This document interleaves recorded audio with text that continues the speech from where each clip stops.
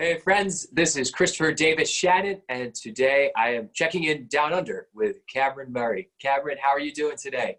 I am doing just fine down here in Sydney, Australia, and it's a beautiful morning, so I'm happy to be here and to talk to you and play some tunes. We're so glad that you were able to find some time to come on and play a little music for us. Would you mind just starting out with a tune?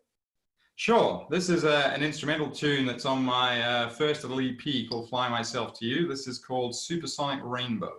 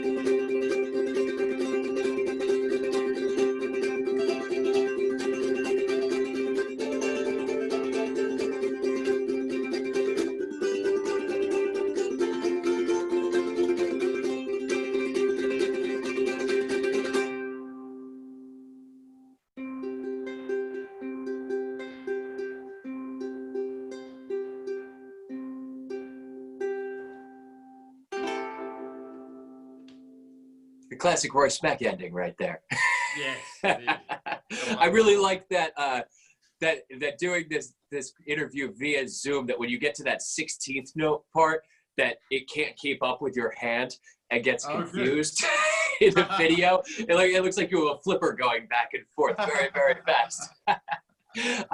So Cameron, in addition to playing ukulele and composing for the instrument, you also run a ukulele magazine, which is how I first stumbled across you on the vast web of the ukulele world.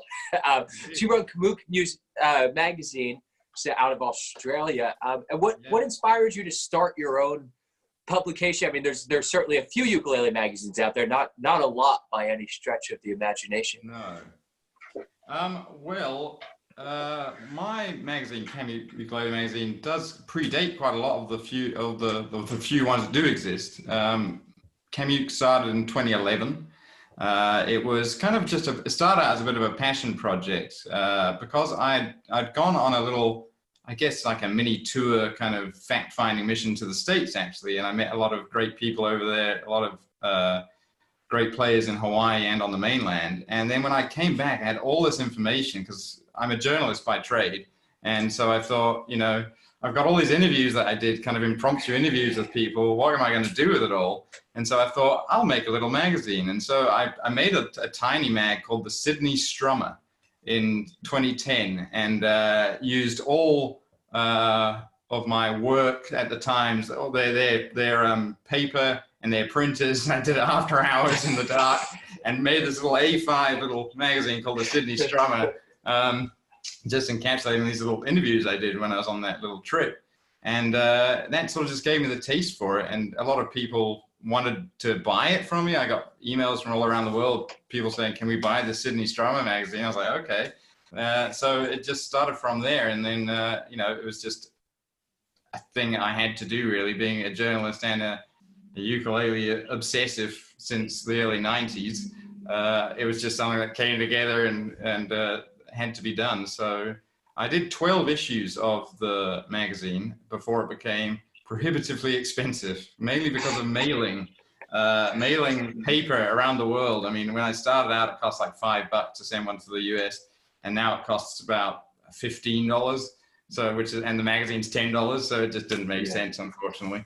But it is still around as a website at kamuke.com. It's just KAMUKE.com.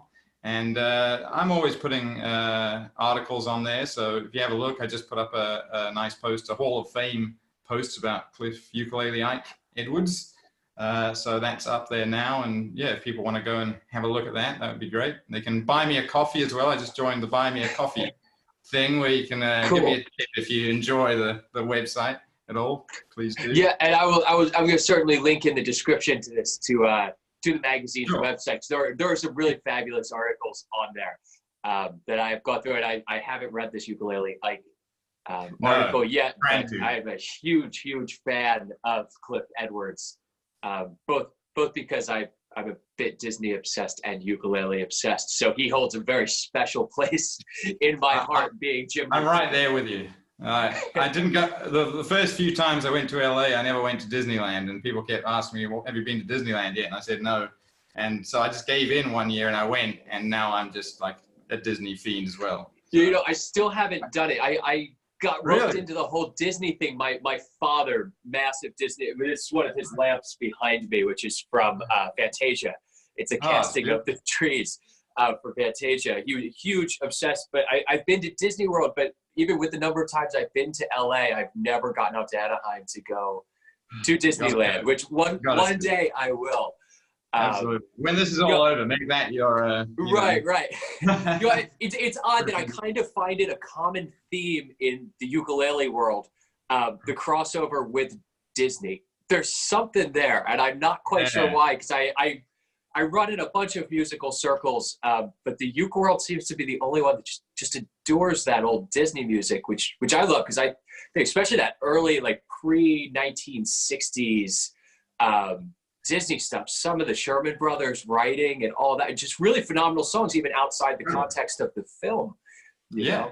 For sure. I think there's definitely something to be said for that. Maybe that could be one of your new articles. Actually, all about the relation of Disney and ukulele and how those two intersect. Sounds like a fun research project at the least. Yeah, a big research project, I'm sure. Oh, I'm sure. The amount of Disney years that's out there. Yeah. So you have recently started a podcast as well. Last year, I believe you started. Last year, Ukulele Stories, which is one that I happen to listen to myself. I really enjoy it. So what got you into the podcasting game? Well, you know what? When the magazine as a printed in its printed format kind of went away, I still wanted to put out more long format interviews, and you know, it's good having them on the website, but there's nothing like really hearing the person talk about their own story rather than having me kind of condense it into an article.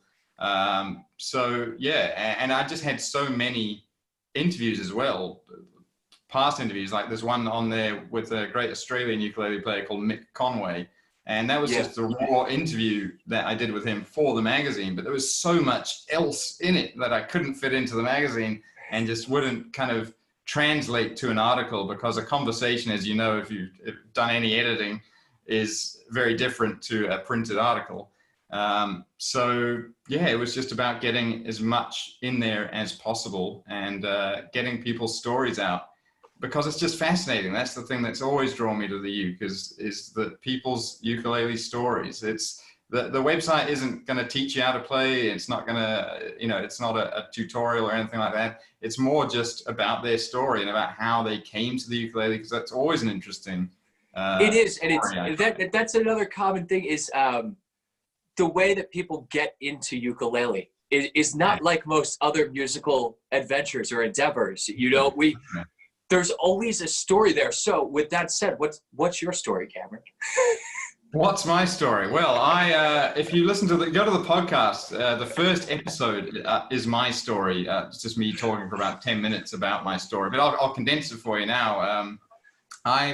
My step-granddad, well, okay, it goes back to my father. My father plays the guitar and has done for most of his life. And when I was about 8 or 9, I really wanted a guitar.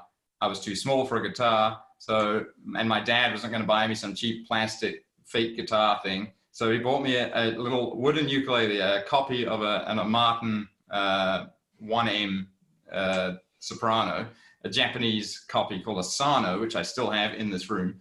And so that was my kind of little guitar for a while, and I just didn't do anything with it though. I thought I'll ask my dad for some tips or something, but he also isn't a trained musician, as I'm not either, and so he didn't really know how to teach me. But luckily enough, my step-granddad, who's an Englishman, lived at this time. I was born backtracking a bit. I was born in South Africa, in Johannesburg. And so at this time, we're living in Johannesburg in South Africa. But luckily enough, my step-granddad is also living around the corner and comes and visits us. And he is a great banjo ukulele player. He was a member of the George Formby Society in the 70s. And he's got all these great ukes that he had, a lot of them custom made. And I always loved playing with those, just tinkering around with them when he brought them around the house or I went around to their place. And so one day I just got fed up of this little uke lying neglected in the corner and asked my step-granddad to show me some ukulele chords. And from there, it just exploded for me, really. I mean, it didn't explode anywhere else because it was like 1991. And I was in South Africa, so there was zero ukulele activity and no internet, so I was completely alone for a long time. But you know, when the internet did come out, that really exploded the whole scene. And when I came to Australia in 1995, I started seeing a few more ukes pop up around the place. And in 2004, there was a sort of a seminal ukulele event called Ukulele Land, which was held at famous Bondi Beach here in Sydney. And from that, it's just gone on to become a huge thing. There's like 20 clubs now just in Sydney, and there were 0 when I moved here in 95. So it's, that's my story. I guess also coming to Australia, it was very evident to me early on that I was much closer to Hawaii and America, and now I can actually go and visit those places. So that's one of the first things I did in 2001 was go to Hawaii. And in 2003, I went to a ukulele Hall of Fame museum expo in Rhode Island. And that Hawaii trip and the Rhode Island trip really, my story kind of evolved from there because I met so many people at these events and in these places. And that's how the whole thing kind of snowballed for me. And then I sort of thought, well, I could actually write some songs myself, and you know, maybe I'll do the magazine and blah blah blah. And here we are. And now you're doing everything. Yeah, exactly. That's now just how it goes. Yeah. Gabby, would you mind playing us another tune? Sure. Pick up my Romero Creations again. This is Spalted Mango concert model.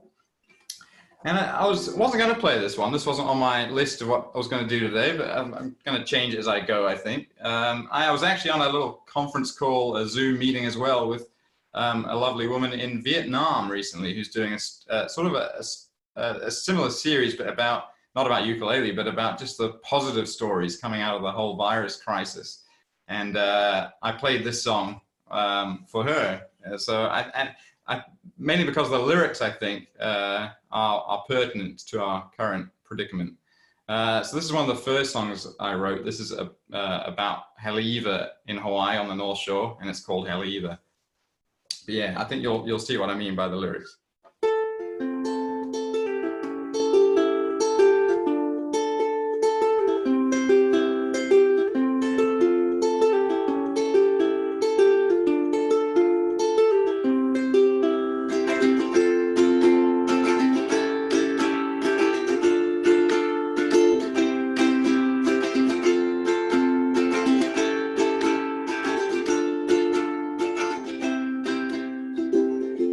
Meet me in Hawaii, where the trade winds blow.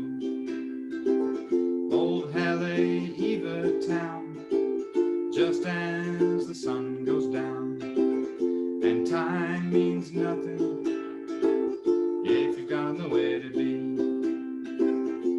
Time means nothing if you've got nowhere to be.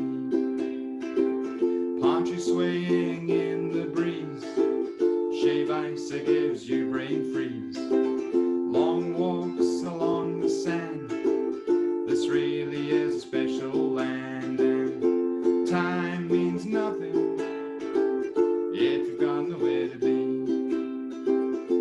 Time means nothing if you've got nowhere to be.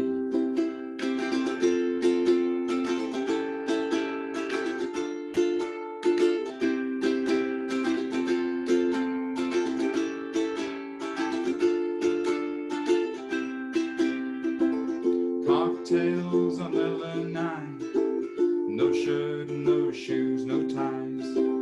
Turtles playing out at sea, this seems like paradise to me. Time means nothing if you've got nowhere to be. Time means nothing if you've got nowhere to be.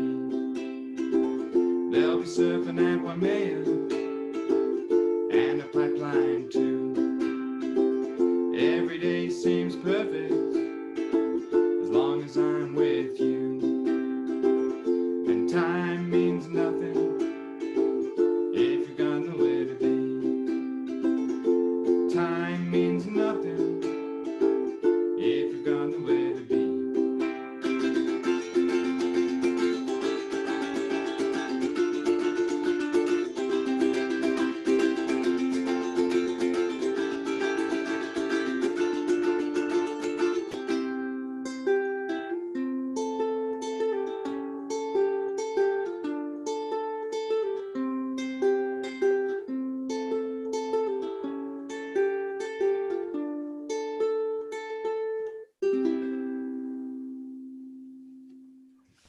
That is certainly an appropriate sentiment for the current time, to say the It just least. occurred to me. Yeah. How long ago did you write that song? I wrote that half in Hawaii, in Haleiwa, and half when I got back to Sydney about 4 years ago now, I guess. Yeah, and that was one of the first complete songs I wrote. And it's the first track on my little EP, actually, which is on Spotify and stuff as well. So you can Yeah, and I'm sorry, I'll link to that down below. And I can Sure. attest that it is a good EP and worth listening to. Oh, thank you. And you're actually working on a new one right now, right? I am, yeah. The working title on that is Falling Snow, which is named after one of the songs on it, which will be on it. I say none of them are quite performance ready quite yet, but they'll get there. I'm just working on one more instrumental piece, actually. So I've written 4 songs, and just one more instrumental, I think, will round it out. Actually, that's one of my tasks today and this weekend, is to work on the cover art for that. Oh, so, cool. Yeah. Now, are you doing this solo again? Do you are you bringing in a band, or it's just you and the uke? You know what? I would like to bring in maybe a couple of people. I'm thinking maybe a couple of friends of mine from Hawaii who might join me on ukes, and potentially a bass player as well. I worked with a great bass player for many years, and he lives up the coast now from here, and I think he might be keen to help me out, just to lay down a little bit of bass. But it'll be very heavily uke. It'll be, maybe just uke and bass. Yeah. But yeah, I'm a huge fan of a uke and bass combo. It's great. Actually, Yeah. I do a lot of that myself in upright bassist and just uke. And you get everything you need in the music. You have rhythm and melody on the uke, and then you get that nice bass line going, and you're fulfilled. Yeah, absolutely. I'm sure you know Benny Chong. Do you know Benny from Hawaii? I know of Benny Chong. Yeah, I don't know him personally. Well, he was one of the first people I met in Hawaii after Dr. Byron Yasui, who I had met previously in Rhode Island, and then went to Hawaii. And he said, "We're going for pancakes. We're picking up, and we're taking you for pancakes." And my brother and I were like, "Okay." And it happened to be with Benny Chong. And I was like, "What? It's Benny Chong? Okay." And so we got to be good friends, actually. And I brought him out here to Sydney, and Melbourne Ukulele Festival a few times in the past sort of 5-6 years. And he's just been a huge hit here. But all he does is play with the bass as well. And that's the one thing he was worried about when he got here, because he didn't have his regular bassist, who was Byron Yasui. And but luckily through friends of mine, there was an incredible bass player from the Sydney Conservatorium of Music. And one of my greatest memories is taking him to meet him at the conservatorium here in Sydney. And they were kind of feeling each other out, but it was just incredible, because he would just like call out, Sapindol and C or whatever, and then they would just get into it, and it was incredible to watch to me. And about 10 minutes in, they were like, "Right, okay, we're fine, we're good for the gig."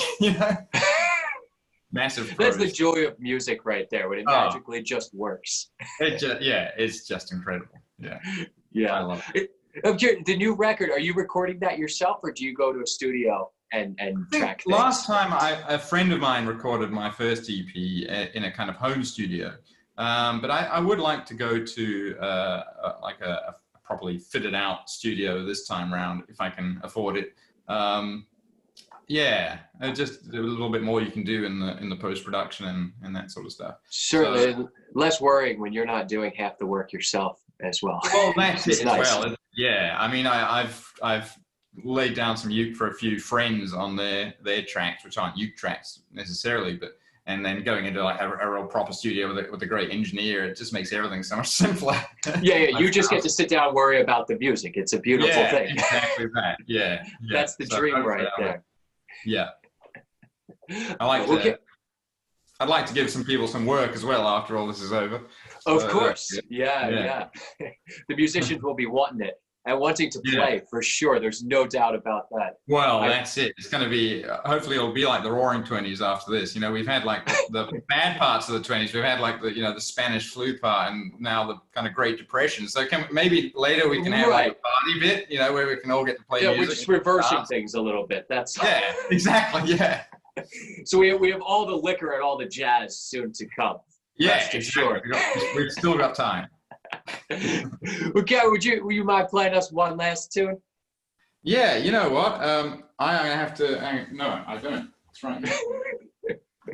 I thought you might be interested in this one. Oh yeah. So this is a banjo ukulele made by a fellow called Ron Beddoes in the UK, and this is one of the ones that my granddad had made for him by certain people. I also have a couple of Abbott ukuleles, which were made by Abbott Jr. Abbott Sr. is the guy who made them for George Formby. And I believe he had a Ron Beddoes as well, but this is just an incredible. Yeah, it's gorgeous. There. Yeah, and this is, my granddad gave me the choice of, my step-granddad gave me the choice of any of his ukuleles before I left to come to Australia, and this is the one I chose, so it's got a special place in my heart. I have just restrung it, so hopefully it stays in tune. But, I thought, we got to do a bit of George Formby. Of course. Why not? So I'm going to do his most famous song, When I'm Cleaning Windows, which was actually banned. It was from a 1936 film called Keep Your Seats Please, and it was banned by the BBC because the windows weren't quite clean enough. But funnily enough, it was the palace, the royal family, the Queen, who got in touch with the BBC and told them that it was one of their favorite songs. And so it was unbanned magically by the BBC. So yeah, you can't say no to the Queen. Now, no, exactly. Forget it. You're out. So this is When I'm Cleaning Windows.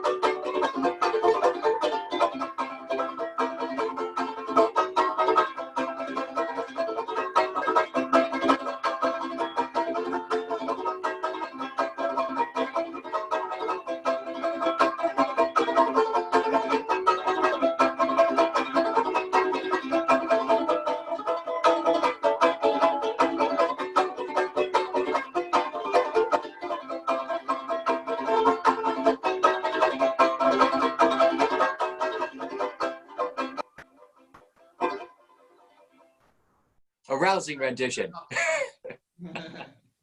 There's so much fun. You know, it's funny to be in the States where George Formby just doesn't exist for the most part. It's so refreshing to hear some of his repertoire on there, especially on a banjo uke. Yeah, it's such a unique playing style that I think doesn't get quite enough due in a lot of the uke world, unfortunately. No, true. I agree. I would agree. Yeah. Well, Cameron, thank you so much for taking some time out of your morning and joining me and playing some tunes. I greatly appreciate it. And everyone listening, I'll put links down to his magazine and podcast and his album so you can check out everything that he's doing. So thank you so much. And would you mind just playing us a little exit music? Sure. Well, here's another one. This is a Martin 2K from the early 20s that I actually found here in Sydney.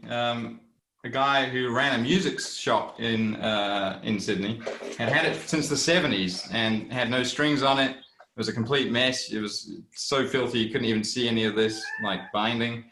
Cleaned it up, put strings on it, and now it's like my favorite uke in the world. So here's a little bit of Georgia on my mind to take us out. Thanks very much, Chris. Hey, thank you.